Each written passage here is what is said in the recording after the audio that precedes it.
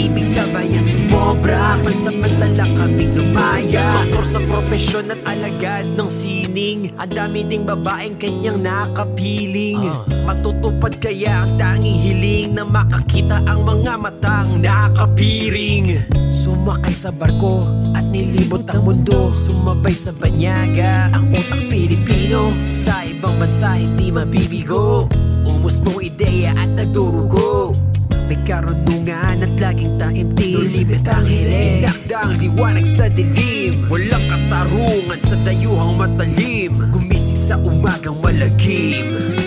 Isla, ito ang aming natamasa, yung katapangan na mula sa pag-ibig sabayan sumobra, pansamantala kaming lumaya. Isla, ito ang aming natamasa, yung katapangan na mula sa pag-ibig sabayan sumobra, pansamantala kaming lumaya. Ang daming bisita pati na rin asawa, mga pari at maestra at konspirasiya. Isip nakipagtuo sa mga propesiya ni Ultimo at Diyos kinubli sa gasera. Nilakad ng Santiago papuntang Bagong Bayan, 4 na sundalo sa kanya ay tumangan. Isang disipulo na napagbintangan, kasabay ng fuego ang mga sigawan. Bangkay ay tinago, hinanap ni Sisa, nakita sa pako, minarka mga letra. Lumipas ng 2 taon tayo ay lumaya, dahil sa buhay na nagpaubaya.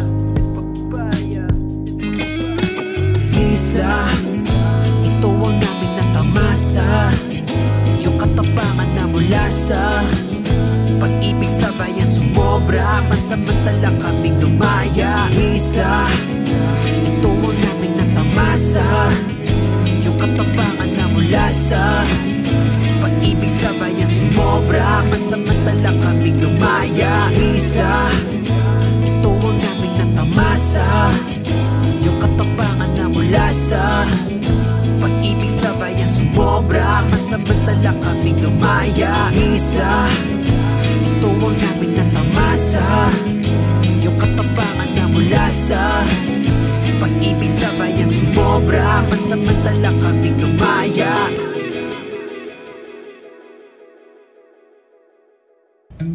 Pwede po. Rizla, ngayon siya ay nasa